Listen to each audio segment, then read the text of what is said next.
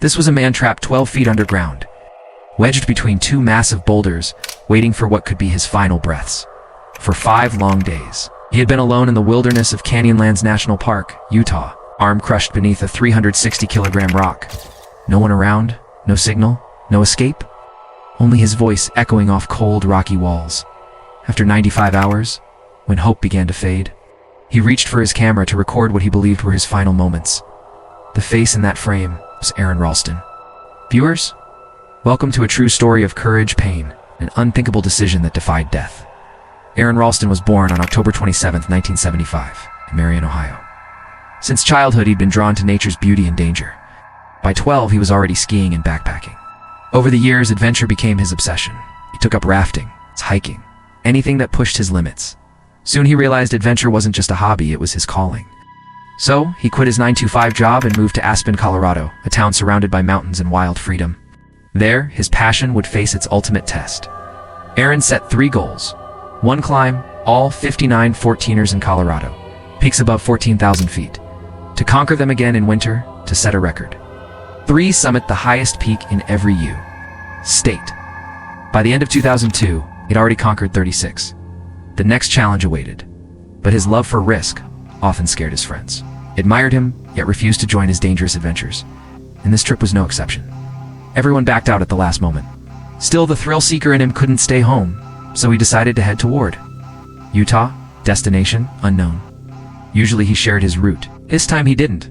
All he said was, "I'm going to Utah." During the long drive, he chose Canyonlands National Park, a maze of mesmerizing, deadly slot canyons. Among them lay Blue John Canyon. On the morning of April 26, 2003, Aron parked his car 15 miles away.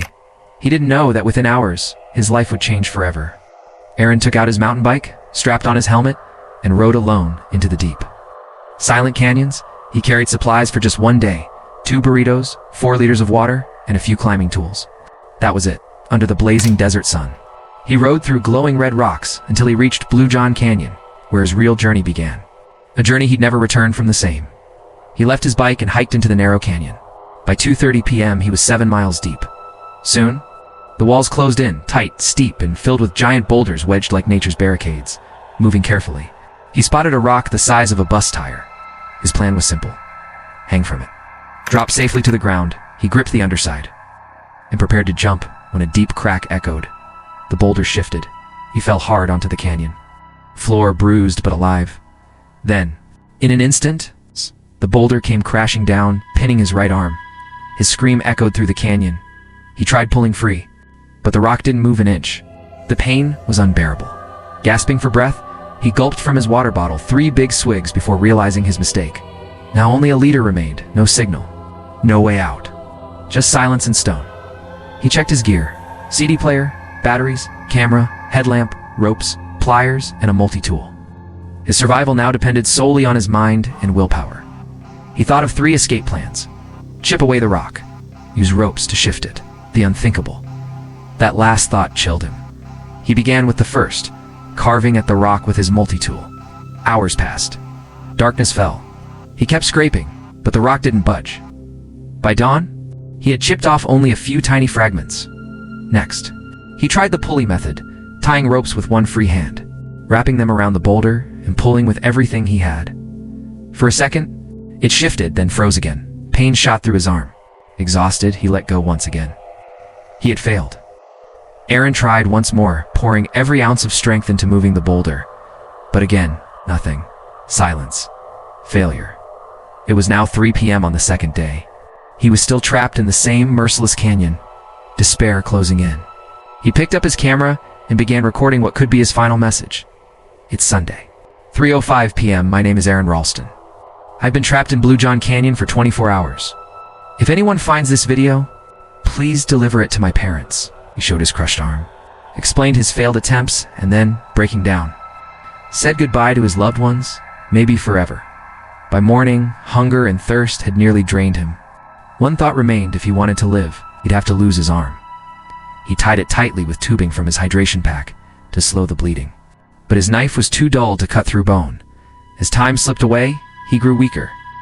When the last drop of water was gone, he did the unthinkable, drank his own urine to stay alive.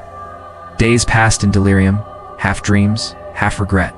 He cursed himself for not telling anyone where he was going. Then came May 1st. The sun rose over the canyon.